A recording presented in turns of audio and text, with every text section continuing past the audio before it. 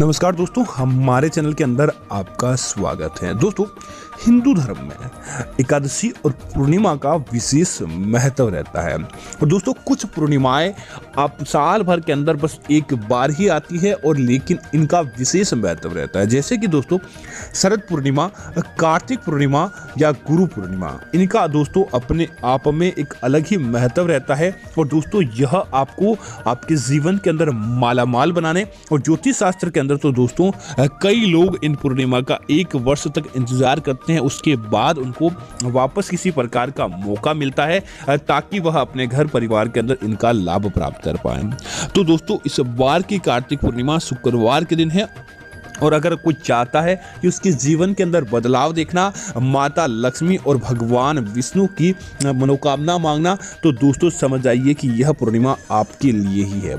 इस दिन दोस्तों बस मात्र आपको साधारण उपाय करने से ही संपन्नता मिल जाती है। और दोस्तों जैसा कि आज के समय बिना पैसे के किसी प्रकार की कोई चीज़ संभव नहीं है।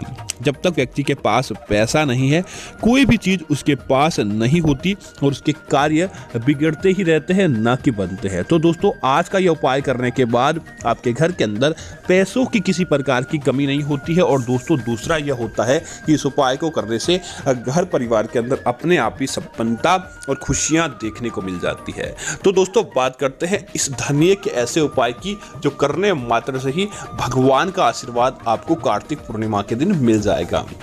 अब क्या करें कि इस कार्तिक पूर्णिमा के दिन 1 कटोरी या 1 मुट्ठी धनिया लें और इसे लेने के बाद आप परिवार के जितने भी सदस्य होते हैं उनके माथे से 7 बार ओसाड़ लें और 7 बार घुमाते समय आप बोले ए भूम भूमाटी भम भमामी, इस मंत्र का जाप करें। ए भूम भूमाटी भम भमामी, इस मंत्र का जाप करें। दोस्तों यह मंत्र जमीन से जुड़ा मंत्र होता है, अर्थात कि हमारे जीवन की दुर्गति जो हो जाती है किसी कारण से उसको समाप्त करने का, और भूम अर्थात कि जीवन के अंदर नए प्रकाश और नए रंग लाने के लिए इस मंत्र का जाप किया जाता है। और इसका जाप करते हुए इसको धनिये को मुट्ठी भर को 7 बार माथे से ओसाड़ना चाहिए। और उसके बाद क्या करें दोस्तों, एक लाल कपड़े के अंदर इस धनिये को रखकर आपको पूर्णिमा के दिन भगवान विष्णु, माता लक्ष्मी या आपके जो भी इष्ट देव है, भगवान भोलेनाथ, धनिया दोस्तों प्रतीक देवी देवताओं को चढ़ाया जाता है। तो आप किन्हीं के आगे अपनी मनोकामना मांग लें और उसके बाद दोस्तों दीपक जलाएं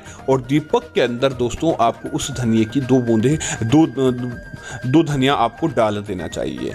इस बात का दोस्तों ध्यान रखें कि वह धनिया उस दीपक के अंदर जल जाना चाहिए। और दोस्तों जो बाकी का जो धनिया रहता है उससे आप क्या करें कि पूर्णिमा की दोस्तों चमत्कारी रात्रि होती है, चंद्रमा पूरी रोशनी के साथ खिला होता है, तब आप क्या करें उस धनिये को लें और अपने घर की छत पर दोस्तों आप जितना ज़्यादा हो सके उस धनिये को दोस्तों बिखेर कर आ जाएं। और दोस्तों कई लोग कहते हैं कि वह तो बिल्डिंग में रहते हैं, घर नहीं है, तो आप बस उस स्थान पर चाहे अपनी थाली के अंदर भी डालकर आप रख सकते हैं, बस वहाँ पर चंद्रमा की सीधी रोशनी पड़ जाए वहाँ पर दोस्तों आपको रखना चाहिए। बस इस बात का आप ध्यान रखें। और दोस्तों ऐसा रख आने के बाद आप उस पूर्णिमा की रात्रि को ऐसे ही रखकर आराम से सो जाएं।